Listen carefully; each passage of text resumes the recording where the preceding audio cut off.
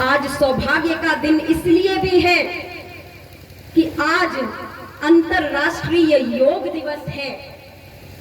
हमारे ऋषियों मुनियों की परंपरा, पतंजलि जैसे महान ऋषियों ने, अनेक महान ऋषियों ने योग का क्रम हमें और आपको प्रदान किया।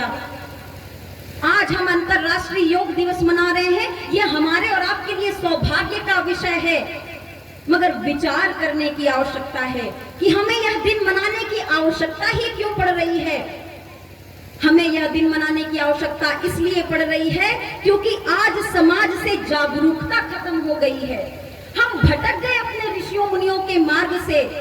ऋषियों मुनियों का जीवन आप उठा करके देखिए, उनके चरित्र को उठा करके देखिए।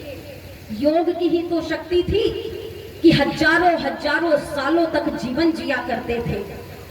आज तो मात्र औसत उम्र 60 या 70 साल में आकर के रह गई है। आज से 50 साल पहले भी यदि आप देख लें तो हमारे जो बाबा दादा की उम्र थी 100 साल पार कर जाते थे। 100 साल की उम्र का जीवन जीते थे। कैसे जी सकते थे, कैसे जी पाते थे? वो ऐसे जी पाते थे क्योंकि मेहनती थे, वे योग करते थे।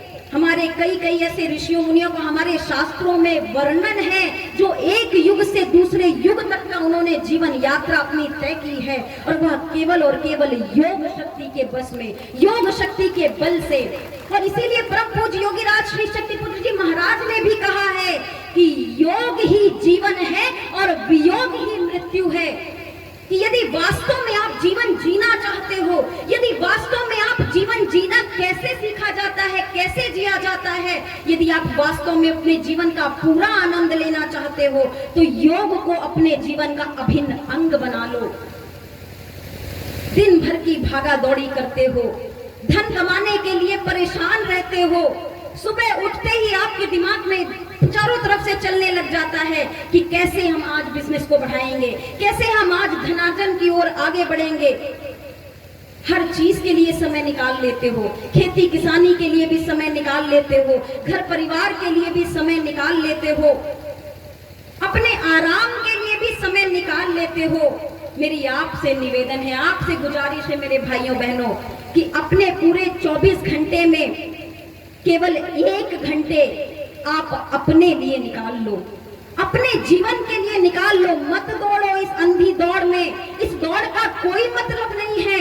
एक ना एक दिन सभी को नष्ट हो जाना है। इस काया को छोड़ करके आपको आगे की यात्रा तय करनी है। इसीलिए योग को अपने जीवन का अभिन्न अंग बना लो।